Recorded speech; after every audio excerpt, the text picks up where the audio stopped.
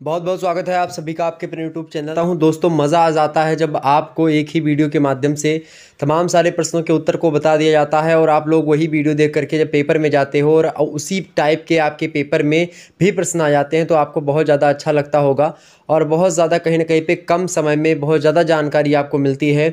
और वैसी जानकारी नहीं, सटीक जानकारी, रणनीति के साथ ऐसी जानकारी देने का ताकि आपको अच्छे अंक मिले और आपको बड़े कम मेहनत में आप अच्छे अंक प्राप्त कर सकें। तो सॉल्व क्वेश्चन पेपर होगा ये, और इसके तहत हम बीए पार्ट 3 के बारे में बात करेंगे। एग्जामिनेशन होगा 2022 का आपका हिंदी लिटरेचर का ये पेपर है, हिंदी साहित्य का। अर्थात पेपर हुआ डॉक्टर राम मनोहर लोहिया अवध विश्वविद्यालय का। और पेपर 1 यानी कि हिंदी साहित्य का जो पेपर 1 है, जिसका नाम क्या है, आधुनिक जो है अवधि काव्य, या फिर पुस्तक का नाम है आधुनिक अवधि काव्य आप में चलती है।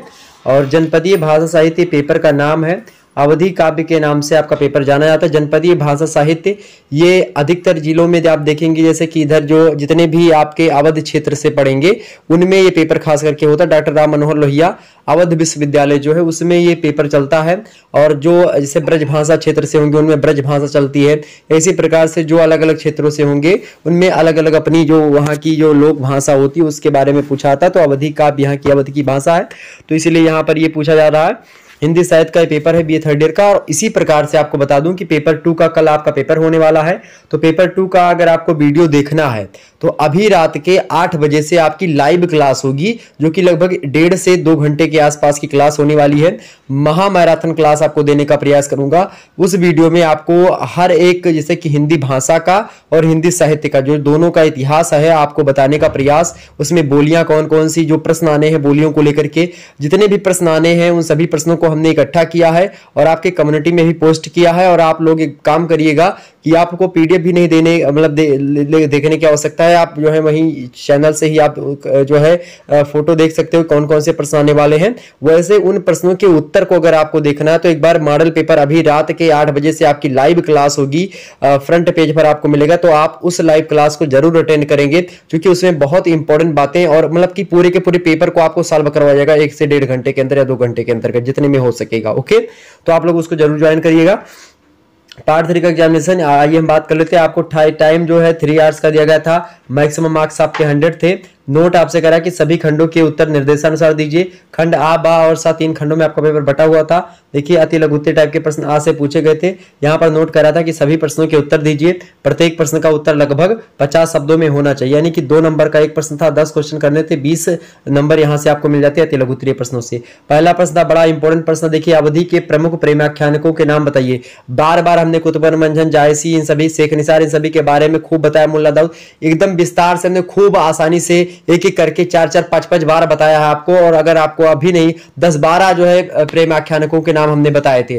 तो अब निश्चित तौर पर ये आपका 2 नंबर तो एकदम से लोहा लाट। इसी प्रकार से यूसुफ की चारित्रिक विशेषताएं भी मैंने बताई थी, ये भी आपका आ गया। वहीं अगला प्रश्न देखिएगा आधुनिक अवधि काव्य की प्रमुख विशेषताएं मैंने बताई थी, ये भी आ गया। वहीं अगला प्रश्न आप देखिएगा अवधि काव्य में बलभद्र प्रसाद दीक्षित पड़ीस के योगदान पर प्रकाश डाली, इनके बारे में भी मैंने बताया था। वहीं अगला प्रश्न आप देखिएगा चकल्लस में पड़ीस जी, प्रश्न कह रहा है कि चकल्लस जो इनका काव्य संग्रह है उनमें पड़ीस जी की जो विभिन्न रचनाएं संकलित हैं उनका नाम उल्लेख कीजिए। मैंने कई बार चकल्लस के बारे में जिक्र किया है और इसके बारे में चकल्लस के बारे में निराला ने क्या कहा था उसके बारे में भी मैंने बताया है। मॉडल पेपर आप देख लीजिएगा, 2 मॉडल पेपर हैं। अगर आप लोगों ने 21 वाला देखा तो उसमें भी बताया है, 2020 वाले पहले में बताया है और सेकंड में भी शायद बताने का प्रयास किया। तो आपको सारे के सारे प्रश्न हो जाते हैं। अगर आप लोग ये नहीं देखा तो फिर कोई दिक्कत की बात नहीं। अगला प्रश्न था आपसे कि बंशीधर शुक्ला का जन्म कब और कहां पर हुआ था। मोस्ट इंपोर्टेंट प्रश्न है, बंशीधर शुक्ला क्या सभी कवियों के जीवन परिचय के बारे में मैंने आपको बताया था कि इनका जन्म यहाँ पर ऐसे क्या क्या हुआ था, पूरा बताया था विस्तार से। तो देखिए ये प्रश्न आपसे पूछ लिया गया। वहीं अगला प्रश्न है बंशीधर शुक्ला जी की कौन सी पुस्तिका आपातकाल के दौरान जब्त कर ली गई थी, ये मैंने नहीं बताया था, एक बार इसको गूगल कर लीजिएगा आपको मिल जाएगा। अगला प्रश्न देखिएगा त्रिलोचन को उनकी किस रचना पर साहित्य अकादमी पुरस्कार मिला, ये मैंने विस्तार से बताया था। उनकी कौन कौन सी रचना पर क्या क्या मिले, उनकी कौन कौन सी रचनाएं उनकी जो है मैंने रचनाओं के बारे में इनके बताया था कब कौन से प्रकाशित हुई हैं, आप देख सकते हो उसको। आगे देखते हैं अगला प्रश्न आपके समझ। सर्वमंगला का प्रतिपाद्य विषय क्या है? सर्वमंगला का प्रतिपाद्य विषय क्या है, स्पष्ट कीजिए। मोस्ट इंपोर्टेंट सर्वमंगला का प्रतिपाद्य विषय मैंने बताया है मॉडल पेपर में, आप उसको भी देख सकते हैं। वही अगला प्रश्न था कि त्रिलोचन शास्त्री का मूल नाम क्या है? पूरा नाम मैंने वासुदेव सिंह वगैरह पूरा बताया था, क्यों कैसे रखा गया था। त्रिलोचन शास्त्री का मूल नाम क्या था, इनके गुरुजी ने इनको कहा था, मैंने पूरा विस्तार से बताया था। देखिए ये प्रश्न आ गया, तो लगभग आपके सारे प्रश्न फंसे मेरे प्यारे दोस्तों। बहुत ही आपको प्रसन्न होना चाहिए, बहुत खुशी होनी चाहिए। कमेंट में लगातार 5-5 10-10 बार कमेंट करना चाहिए आपको कि हाँ सर जी आ रहा है। इतना ज्यादा खुशी यार, अगर मैं आप लोगों की जगह पर होता तो मैं पक्का बता रहा हूं कि इतना ज्यादा प्रसन्न होता और टॉप कगार मतलब कि टॉप कर देता अगर मुझे पढ़ाने वाला कोई मतलब कि मेरे जैसा आपको मिला होता। मतलब उस समय जब मैं पढ़ रहा था तो मुझे मिला होता, कसम से बोल रहा हूं एकदम से टॉप कर देता। लेकिन उस समय क्या था कि कुछ भी मिला नहीं यूट्यूब पर, और ना ही इस कॉलेज वगैरह तो कभी जिंदगी में जो है गए भी, तो उसके बाद वहां पर पढ़ाई वढ़ाई कुछ भी नहीं थी और एकदम से बेकार था। लेकिन आप लोगों के लिए मैं जो है अपना समय निकाल करके आप लोगों के लिए आता हूं, लगातार आप लोगों के लिए कठिन मेहनत करता हूं। ये बार बार कहने की आवश्यकता नहीं, आप लोग खुद भी जानते हो। तो जिन छात्र छात्राओं ने पेपर दिया है वो जाकर के अभी पेपर 2 की तैयारी अगर करनी है आपको ढंग से, तो आप अभी रात के 8 बजे से लाइव क्लास जो होगी उसमें जुड़ेंगे, उसको 10-10 व्यक्तियों के पास शेयर करेंगे और 10-10 जो है लोगों से अपने घर में जितना फोन है सभी से जो है वीडियो को लाइव चला करके रख देंगे। अगर लाइव ना चला करके रख सके तो आप लोग सभी वीडियो से मतलब कि सभी जितने में घर में फोन है सभी से सब्सक्राइब और जो है लाइक कर दीजिएगा वीडियो को। ओके, आगे देखते हैं। अब ये देखिए खंडबासी की बात करें, लघु टाइप का प्रश्न पूछा गया। नोट, सभी प्रश्नों के उत्तर दीजिए। प्रत्येक प्रश्न का उत्तर लगभग आपका 200 शब्दों में होना चाहिए। देखिए आपको बहुत ज्यादा आप परेशान थे कि सर जी सर्वमंगला पढ़ा दो, ये बरवे पढ़ा दो, वो पढ़ा दो, आप परेशान थे। लेकिन हमने जितना कविता पढ़ाई थी अगर वो उतना आप लोगों ने पढ़ा होता तो आपका एक भी प्रश्न नहीं छूटता इनमें से, व्याख्या वाले में से। आइए देखते हैं। देखते 10 नंबर का एक प्रश्न है। देखिए 10 नंबर का एक प्रश्न है, 5 क्वेश्चन करने पड़ेंगे। आइए देखते हैं व्याख्या। दूसरा प्रश्न कह रहा है कि निम्नलिखित पद्यांशों की साथ संदर्भ व्याख्या कीजिए। मोस्ट इंपोर्टेंट प्रश्न है। अब देखिए ये मैंने यूसुफ जुलेखा का पूरा व्याख्या 2 घंटे की पढ़ाई, उसमें आप देख लीजिएगा, ये मिल जाएगा। क्या कि लाग शिशिर ऋतु चित बैरागी, पवन उदास भये अब लागी, असन बसन सोलाग सुहावन, श्री पंचमी चाह जनावन, अंगते अंग कीन उत्साहा, नर नारी में उपजे चाहा। भय, आगे कह रहे हैं कवि जो शेख निसार की, भय हरख डफ बाजन लागे, कामिन काम आए मन जागे। तो इस प्रकार की पूरी व्याख्या एकदम से विस्तार से बताई है शेख निसार कृत यूसुफ जुलेखा के 60 ऋतु वर्णन खंड से ये आपके पूछा गया। तो इसकी पूरी व्याख्या मैंने बताई, आप लोग देख लीजिएगा। देखिए अभी ये आ गया तो अथवा करके जो नीचे दिया गया, मान लेते ये ना आता तो नीचे जो दिया गया है वो आ जाता आप पे। तो इस प्रकार से अगर ये मान लेते हैं नहीं आया तो दूसरा देखिए अथवा करके आपको दिया। वैसे मैंने ये पूरा का 2 घंटे वीडियो बनाई उसमें पढ़ाया है।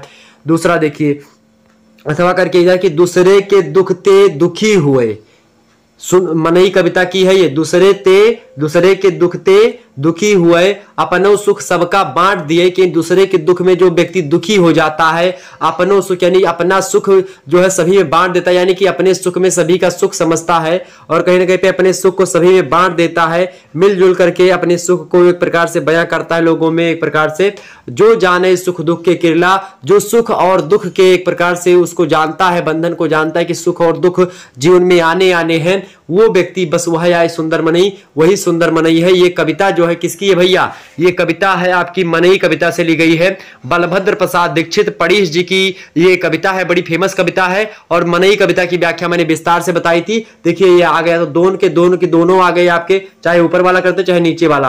देखिए हो जाता बड़े आसानी से, हो जाता कि नहीं हो जाता, हो जाता। आगे बढ़ो। अगला प्रश्न देखिएगा, अगला प्रश्न भी आ गया। ये तो हमने मॉडल पेपर में साफ आपके समक्ष रख दिया था, साफ ही अपने मॉडल पेपर में, अभी वाला जो मॉडल पेपर उसमें कि जहां गायन का घंटा ठनके और भैंसिन का हुंकारा, घोड़वा ही से बघवा डहुके गदहा दे नगारा, कुकुर उल्लू बने पहरुआ निहुक जगावे, और पीपर बरम नीम पर भुइया जिंद परेत पुजावे। यानी जहां पर गायन के गले में जो घंटा है वो टनकता है, भैंस जो है हुंकार दे रही है, घोड़ा अपने प्रकार से हींस रहा है, बाघ जो है अलग से जो है दहाड़ लगा रहा है, गदहा नगारे की भांति बोल रहा है, कुकुर, उल्लू, ये सब एक प्रकार से पहरुआ की भांति जो है भौं भौं लगा करके रखे हैं। निहुक जगह में ये लोग जो है हमेशा थोड़ी थोड़ी देर पर जो है जगा रहे हैं रात में। पीपर बरम यानी पीपर पर आप देखेंगे बरम निवास कर रहा है। नीम पर आप देखेंगे भुइयां और जिंद परेत पूजा में यानी नीम पीपर और नीम पर आप देखेंगे कि जो है भूत बरम जिंद परेत ये लोग सब पुजा रहे हैं। और इस प्रकार से तमाम प्रकार की चीजें हो रही हैं। ये वहां ये राम मड़िया कविता जो है वहां से ली गई है। राम मड़िया कविता की पंक्तियां हैं, बंशीधर शुक्ला जी के द्वारा लिखित है। अवधि सम्राट कहे जाते हैं बंशीधर शुक्ला जी, उनके ये कविताएं हैं। मैंने विस्तार से आपको बता दिया था और ये प्रश्न आ गया। अब अथवा करके दूसरा जो पूछा गया, अगर ये पढ़ाया था नहीं पढ़ाया था कोई दिक्कत नहीं। अथवा वाला जो पूछा गया आपका कि चूल्ही तावा चढ़ा करे जो रोज और तबई केहू करे परम तत्व कई खोज, अगिला भूई थामई तब पछिला गोड़ और संभर बढ़ावे गति कई यह निचोड़। इस प्रकार से कहा कि जो है आप देखेंगे कि जो है ये कविता जो है अमोला जो है आपके पाठ्यक्रम में संकलित है। बरवे संग्रह अमोरा, और अमोला ये जो है उसी से अवधि का काव्य है अमोला, जो कि त्रिलोचन शास्त्री ने लिखा उसी से है। तो आपका ऊपर वाला ये राम मड़िया वाला मिल गया। अब बाकी कोई दिक्कत नहीं थी कि ये करते ना करते, बस एक ही करना था। तो ये वाला सभी लोगों ने किया होगा मेरे हिसाब से। जितने भी बच्चों ने, जितने भी क्या सभी बच्चों ने, लगभग 100% बच्चों ने अगर किया होगा तो वो उन लोगों ने यही किया होगा ऊपर वाला। ओके, सभी लोगों ने ही किया होगा। जितने लोगों ने किया है कमेंट सेक्शन में बताने का प्रयास करेंगे जी हाँ सर जी मैंने किया। ओके, और एक बात और बता दूं आपको कि अगर आपके यूनिवर्सिटी में आया है, मतलब सॉरी, अगर मतलब आपने पेपर दिया है तो आप लोग प्रतिक्रिया जरूर दें कि हाँ आया है। आप भी बताओ, मैं मेरे बोलने से कुछ नहीं होगा। बहुत सारे बच्चे सोचेंगे, जो नए आएंगे सोचेंगे कि सर जी वैसे बोल रहे हैं अपनी वीडियो देखने के लिए। भैया आप देख सकते हो लाइव प्रमाण, इसीलिए मैं पेपर दे रहा हूं ताकि ये कोई दिक्कत ना हो कि आप बाद में कह सको। आगे देखिए अगला कि पेड़े पीड़े चढ़े जहां पे नेनुआ और बेड़े चढ़े करैला, छप्पर लदे जहां लौकिन से और कोहड़न से खपरैला। कि जहां पर पेड़े पर क्या नेनुआ चढ़ा हुआ है वहां पर लगा हुआ है, और बेड़े चढ़े करैला आप देखेंगे उस वो एक प्रकार से वो भी ढांके पे चढ़ा हुआ है। छप्पर लदे जहां लौकिन पे यानी छपरा पे जहां पे लौकी लसी है एकदम से बढ़िया लंबी लंबी लौकी देख के मन ललचाई जात है। कोहड़न पे खपरैला यानी आप देखें कोहड़ा समझते हैं ना, लौकी लंबी लंबी होती, कोहड़ा गोल गोल होता है, कद्दू जिसको कहते हैं।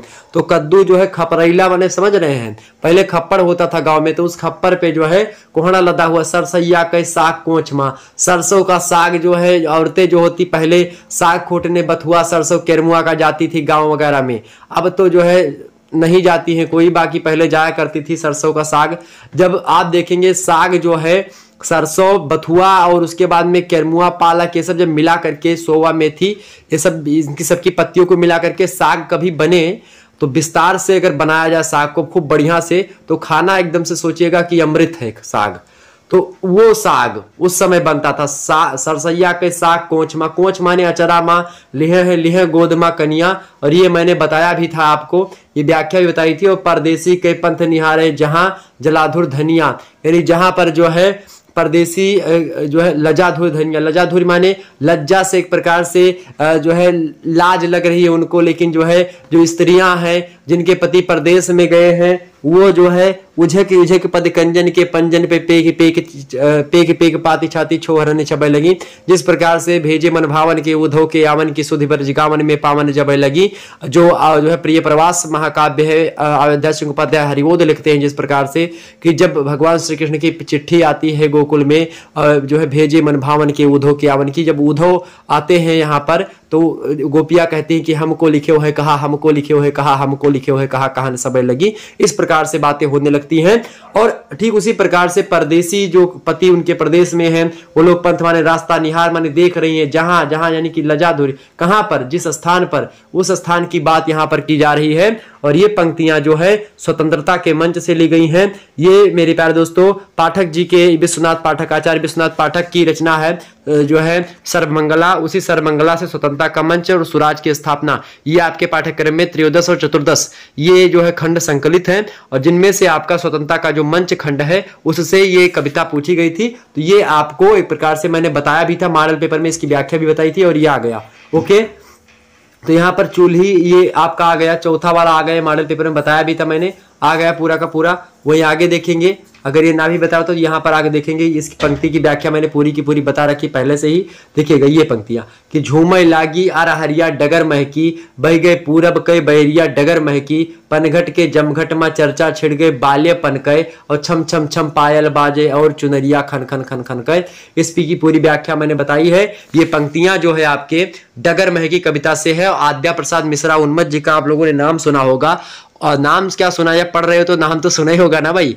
तो डगर महकी जो कविता है उन्मत्त जी की है, उसी उन्मत्त जी ने लिखा है डगर महकी कविता, उसी से ये आपके पाठ्यक्रम में संग्रहित था, ये रखा गया है। इसकी पूरी व्याख्या मैंने बताई। तो एक भी व्याख्या आपकी क्या छूटी? बार बार आप लोगों के कॉल आ रहे थे, बार बार आप कहते सर जी ये बता दो वो बता दो, फोन करके इस पंक्ति की व्याख्या प्रीवियस में पूछी गई थी।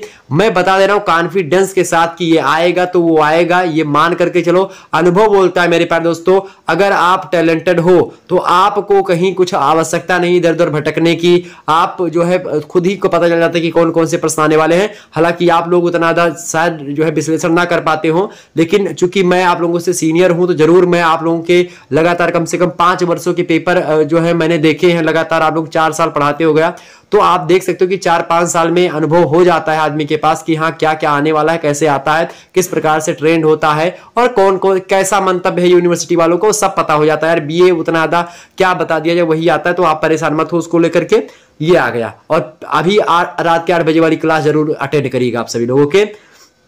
तो इसकी झूमय लागी अरहरिया डगर महकी, यानी कि अरहर में जो फूल लगे हुए हैं, जब हवा चलती है पुरवैया की तो वो पुष्पों की जो खुशबू है अरहर के वो आगे बढ़ती है, डगर महक जाती है उसके फूलों से। बह गए पूरब के बैरिया डगर महकी, इस प्रकार से पूरब से बयार चलती है, हवा चलती है, पूरा का पूरा डगर अर्थात रोड पूरा का पूरा क्या हो जाता है, महक जाता है। पनघट के जमघट पर, पनघट पे आप देखते हैं जहां पर पानी भरने स्त्रियां जाया करती थी पहले कुआं के पास या फिर जो है घाट के पास, तो उसको पनघट कहा जाता है। वहीं पर जो है जमघट माने कि वहां पर लोगों का एक प्रकार जमावड़ा इकट्ठा हो गया, और चर्चा कहां के छिड़ गए, बाल्यपन के, बालपन के माने बचपना के। अरे एक जमाना रहा जब 2 रुपया किलो घी बिकात रहा, एक जमाना रहा जब 1 रुपये में चीनी लावत रहे, यहाँ तक अब ब्याह में जामा जोड़ा पहिर के दुल्हा बने ना हम, ये प्रकार के।